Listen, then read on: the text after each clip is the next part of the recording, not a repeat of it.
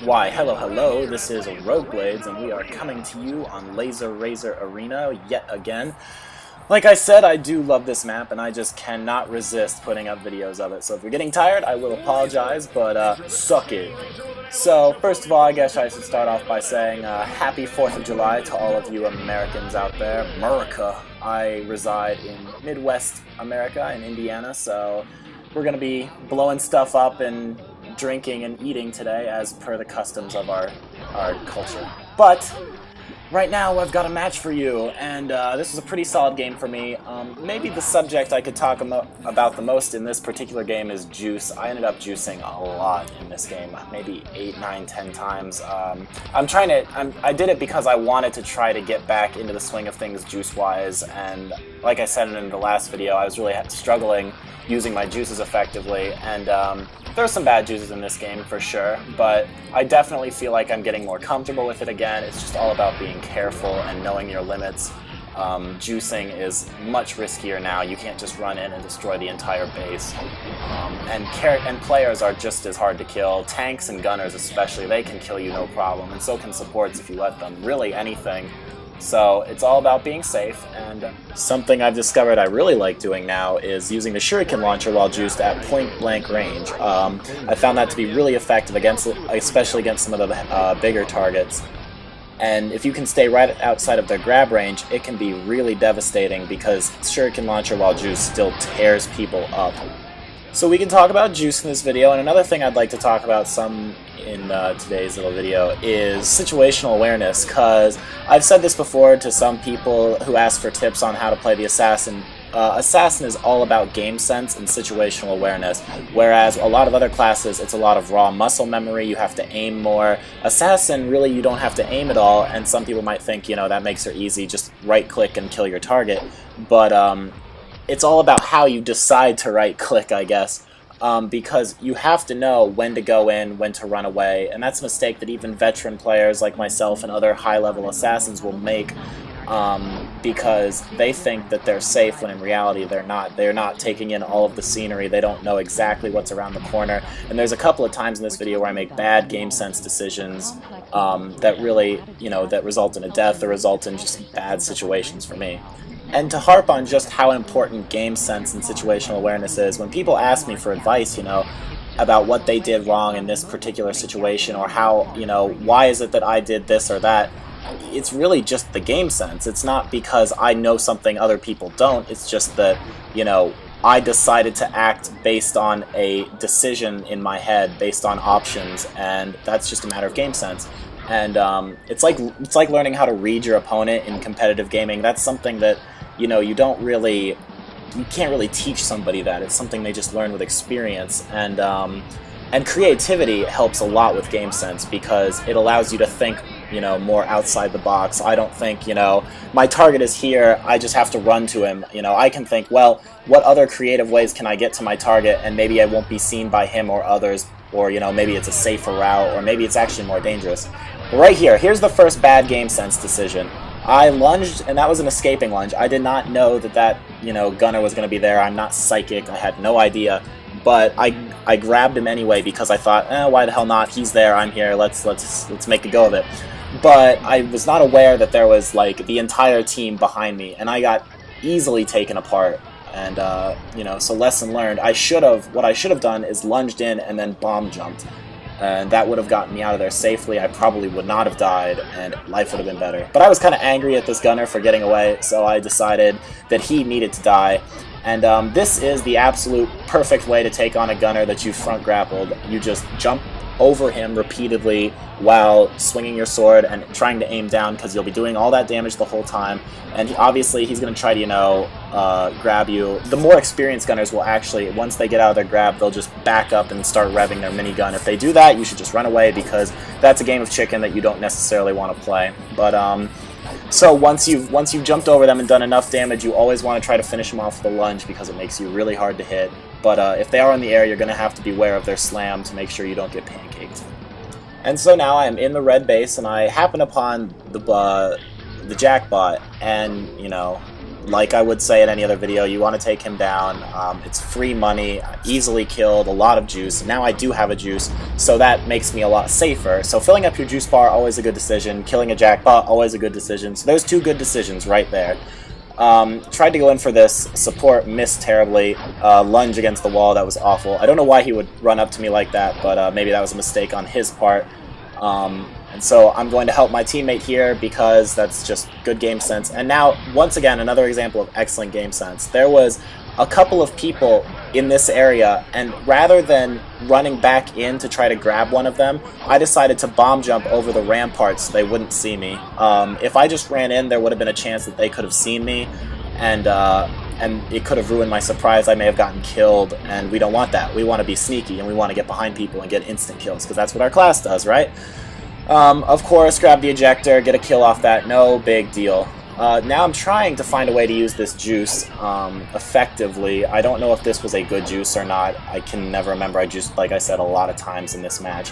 But that right there, an example of horrible game sense. Oh yeah, this was a bad juice because I got really scared for some reason. Now I realize I didn't have anything to worry about because that assault was not very good. Because, you know, when I see a juiced assassin, the first thing I do is run right up to her. But we'll let it go this time.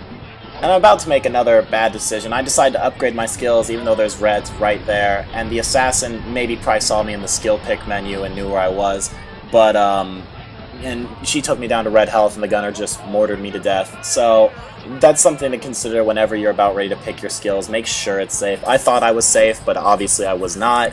And always remember, for assassins out there, you are invisible, but your skill pick menu is not. So keep that in mind whenever you're picking skills in a heated area.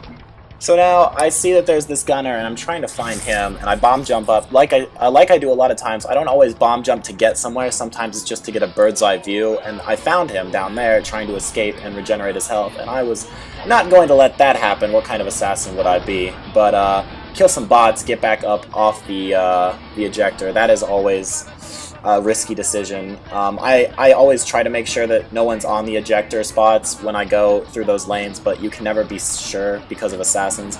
Here's a good example of game sense and situational awareness. I was going to take down that long shot turret. I thought I might be okay, but I saw the little icon, an enemy icon on the side of my screen, and those are really, really important because they can save your ass more than you'd like to believe, because, you know, you can't always see the thing behind you, but those little icons are great. And so also another tip for assassins, your icon doesn't show up when you're invisible, so that's just something to keep in mind. Had to pop that juice because I was almost certain I was going to die otherwise, and that's okay, you know. Juicing to survive is never a waste of a juice, in my opinion. But this gunner's going to try to take me out, but I'm going to pick up that rocket turret right before I get out of there. Getting a rocket turret, especially now that they're level 2s from the start, can be really, really important. Get another juice. I actually bought juices this game, and that's a first since the updates. And, oh, I lagged into the corner there. This support is going to get a nasty surprise if I can grab him. And so obviously the front grab doesn't kill him, and I go for a lunge, and what do I see the second after I lunge but a bunch of gunners, and I'm just like, oh, well, I better pop this juice and get a lot of kills. So that works out, and you just saw the point blank shuriken launcher. It could have been risky to go in for a sword swings, especially with as little damage as the juice sword does. Now it's just almost useless. So I just backed up a couple of steps, whipped out the shuriken launcher, and he just melted. So really, really useful stuff. And now my team is completely tearing up the left side, so I decide, you know, I'll go on the right side, kill some bots, and get this turret down. And that way we've got the entire field pressured. So now, no matter what, they're going to have to run into us if they want to break out of their base. And they're starting to break out of their base now, as you can see. They're counter-pushing us, and I'm going to try to pick off the front guy without getting killed. I immediately jump because I notice there's a gunner, and the only thing he can really do that is immediately threatening to me is grab me and try to ring me out, or slam me and try to ring me out. So jump covers, you know, both of those options, so jump. I killed this gunner in the lane, little risky. Oh, no wait, wasn't risky at all because the ejector was down. I don't know if I noticed that when I went in, but I was good either way.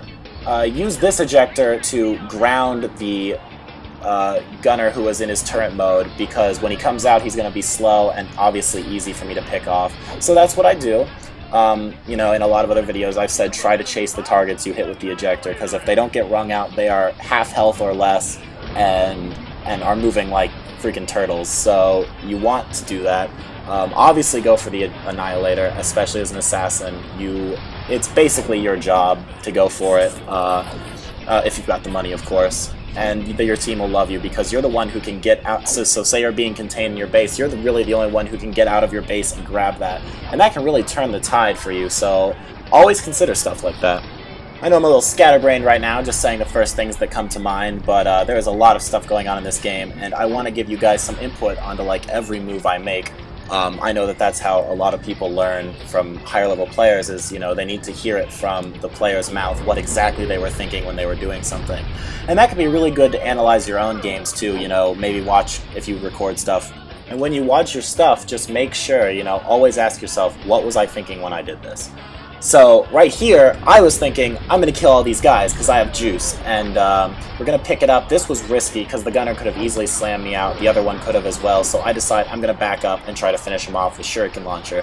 And it was no big deal. I ended up picking up and around the horn, and technically I killed the whole team because I come out and kill this other gunner, and that's it. That's everyone on their team.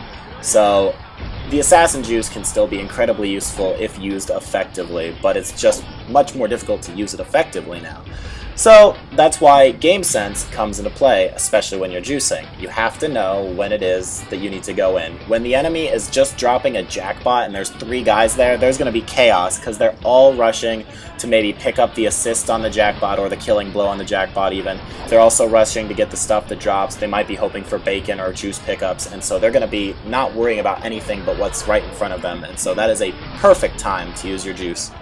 But I buy juice again, and looking for any opportunity to use it to pick up another kill. I ended up using it right here, which was a little unwise. This guy grounded himself, and I just decided to use juice. I could have easily killed him without doing it. The Shuriken Launcher would have killed him probably just as fast as the juice sword. But the other assassin decided she wanted to try to chase me down, and she just ran in a straight line, and so she died.